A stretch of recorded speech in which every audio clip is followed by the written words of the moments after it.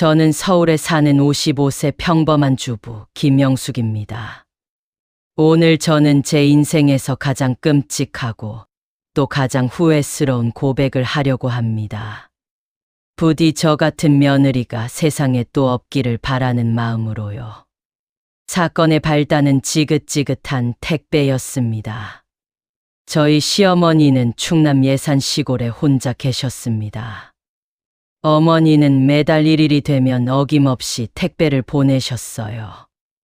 남들은 시골에서 택배 오면 좋겠다고 하죠. 하지만 저에겐 그게 공포 그 자체였습니다. 현관 앞에 놓인 스티로폼 박스. 테이프는 얼마나 덕지덕지 발랐는지 뜯기도 힘들고 무엇보다 그 틈새로 새어나오는 냄새. 아우, 지금 생각해도 코가 찡그려지네요. 시큼하고 쾌쾌하고 비릿한 그 냄새 말입니다. 그날도 그랬습니다. 퇴근하고 돌아온 남편이 현관에서 그 박스를 들고 서 있었죠. 저는 보자마자 소리부터 질렀습니다. 여보, 그거 당장 베란다로 치워. 아니.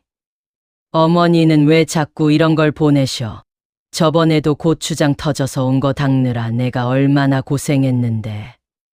남편인 철민 씨는 말 한마디 못하고 눈치만 봤어요. 아니, 어머니가 농사 지으신 거라고. 정성인데. 정성. 여보, 이게 정성이야? 쓰레기지. 저번 배추 봐. 다 벌레 먹어서 음식물 쓰레기 봉투 값만 더 들었잖아. 제발 좀 서울에도 다 판다고 보내지 좀 마시라고 해. 저는 그렇게 악을 썼습니다. 그때는 정말 몰랐습니다.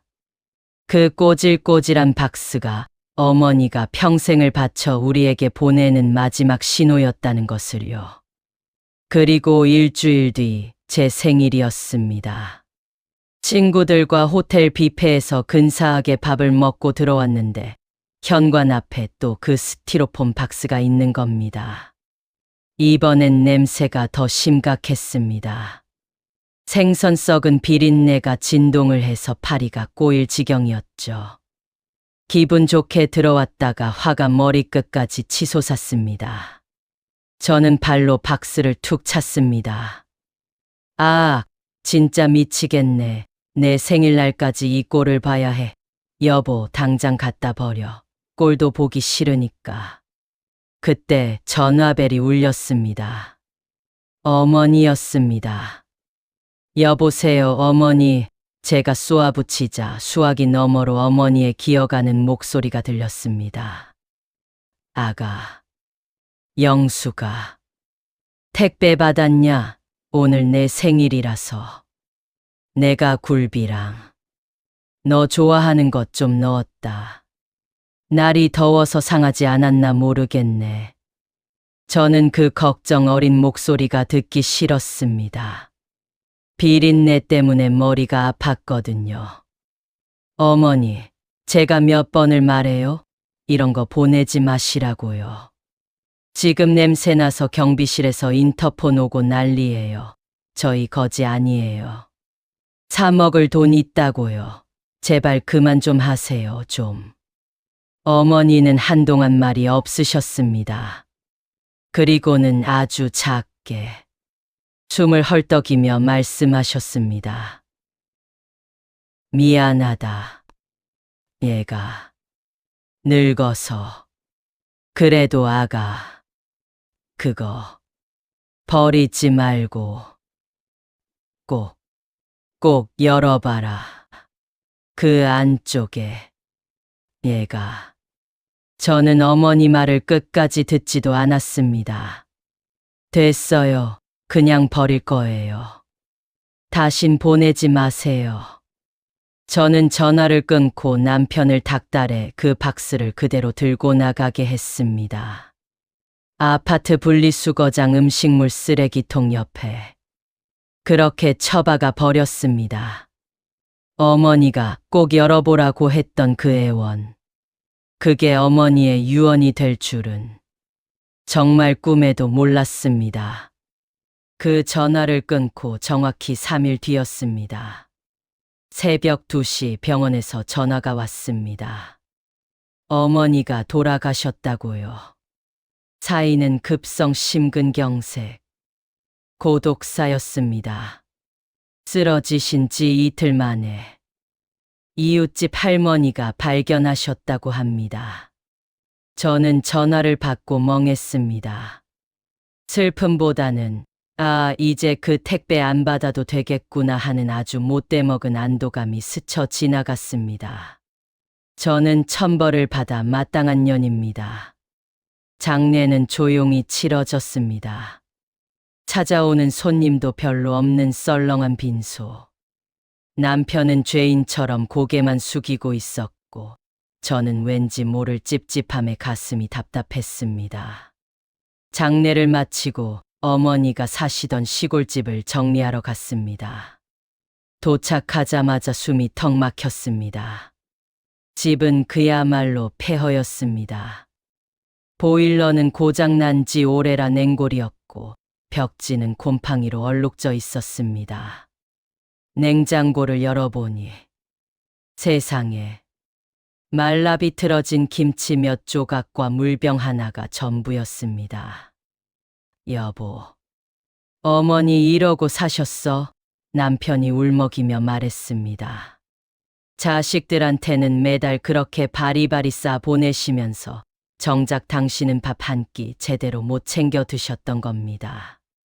그런데 안방에 들어서자 기이한 광경이 보였습니다. 방 한 구석 장판이 다 뜯겨 있고 벽지가 손톱 자국으로 긁혀 있었습니다. 마치 무언가를 필사적으로 찾으려던 것처럼요.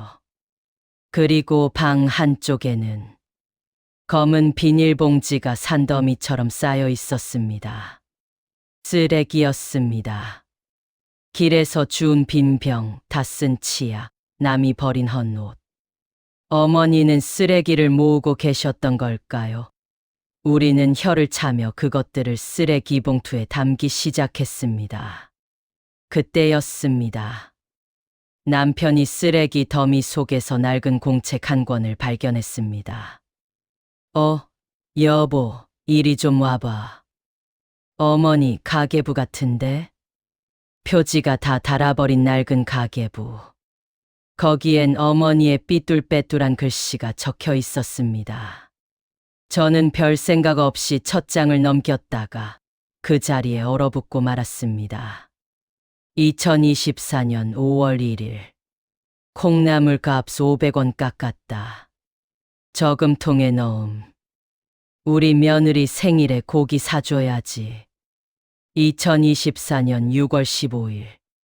폐지판 돈 3,000원. 허리가 끊어질 것 같다. 우리 손주 대학 등록금 보태야 하는데. 2024년 7월 20일. 배가 너무 아프다. 병원 갈 돈으로 굴비 샀다. 우리 영숙이 굴비 좋아하는데 냄새 안 나게 잘 말려야지. 눈물이 툭 하고 가계부 위로 떨어졌습니다. 어머니는 쓰레기를 모은 게 아니었습니다. 1,000원, 2,000원. 당신 입에 들어가는 건 아까워 굶으시면서 아픈 배를 부여잡고 병원비까지 아껴가며 저희에게 보낼 그 냄새나는 택배를 만드셨던 겁니다. 제가 냄새난다고 더럽다고 욕했던 그 택배를요. 남편이 오열하며 가계부 맨 뒷장을 펼쳤습니다. 거기엔 붉은색 사인펜으로 마치 유언처럼 한 문장이 적혀 있었습니다. 장독대 옆 땅속. 김치통. 내 목숨. 장독대? 여보, 장독대라면 마당에 있는 거. 우리는 서로의 얼굴을 쳐다볼 새도 없이 미친 듯이 마당으로 뛰쳐나갔습니다. 장독대 옆. 풀이 무성하게 자란 땅. 남편과 저는 맨손으로 흙을 파내기 시작했습니다. 손톱에 흙이 끼고 손가락이 까져 피가 났지만 아픔 같은 건 느껴지지 않았습니다. 얼마나 아팠을까. 흙 속에서 낡고 녹슨 플라스틱 김치통 뚜껑이 보였습니다. 여기다, 여기 있어. 남편이 떨리는 손으로 김치통을 들어 올렸습니다. 뚜껑을 열자 코를 찌르는 썩은 냄새와 함께 하얗게 곰팡이가 핀 배추 잎들이 가득했습니다. 에이, 뭐야. 그냥 썩은 김치잖아. 남편이 허탈해하며 김치통을 놓으려 했습니다. 하지만 저는 이상했습니다. 어머니가 내 목숨이라고 했습니다. 그냥 김치일 리가 없었습니다. 비켜봐요. 아닐 거야. 저는 썩은 배추잎을 맨손으로 걷어냈습니다. 축축하고 미끈거리는 배추를 퍼내고 또 퍼냈습니다. 그러자 김치통 맨 밑바닥. 검은 비닐봉지로 꽁꽁 싸매고 노란 테이프로 칭칭 감아놓은 묵직한 뭉치가 나왔습니다. 비닐을 한 겹, 두 겹, 10겹을 벗겨냈습니다. 혹시라도 김치 국물이 스며들까봐 어머니는 비닐을 감고 또 감으셨던 겁니다. 마지막 비닐을 벗기자 누런 대봉투 하나가 나왔습니다.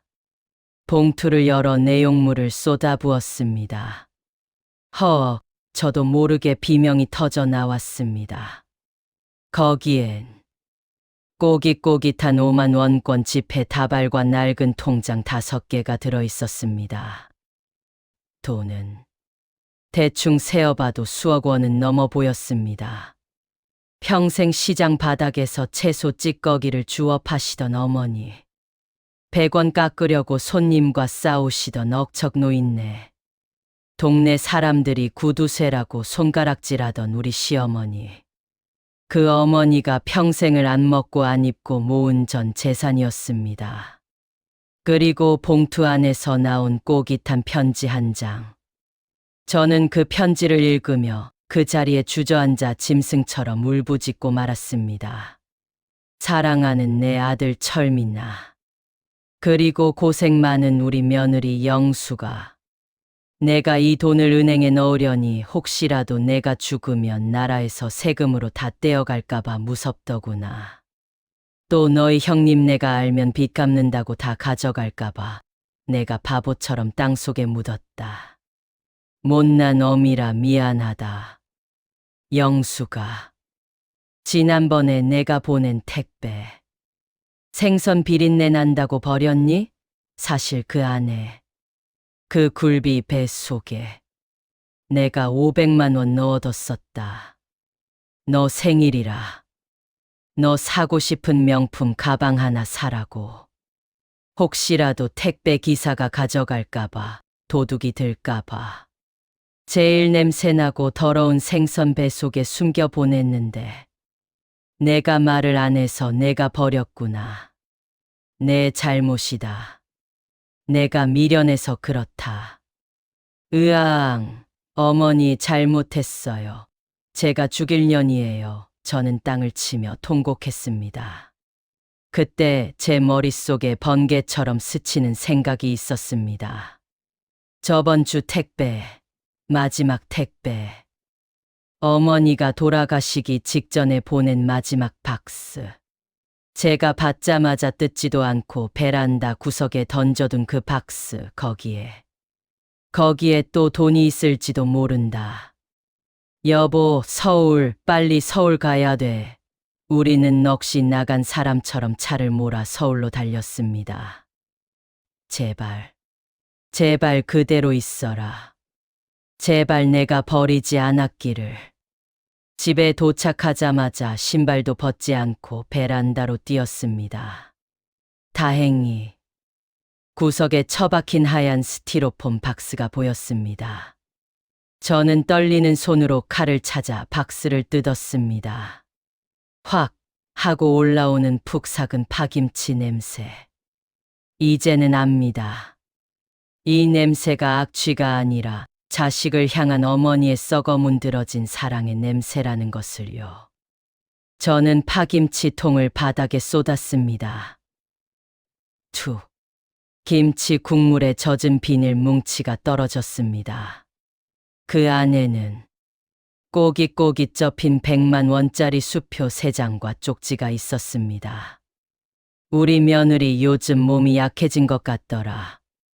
보약 한 제 지어 먹어라. 사랑한다. 저는 그 젖은 돈을 가슴에 품고 베란다 바닥에 엎드려 한참을 울었습니다. 어머니 냄새 난다고 구박해서 죄송해요. 더럽다고 피해서 죄송해요.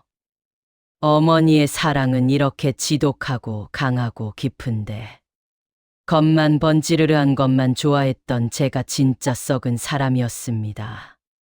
그 후 저희 부부는 어머니가 남겨주신 5억 원 중 절반을 어머니가 평생 일하셨던 시장 상인회에 기부했습니다. 난방도 안 되는 곳에서 일하는 할머니들을 위해 써달라고요. 나머지 돈으로 작은 상가 건물을 샀고 건물 이름은 순심 빌딩이라고 지었습니다.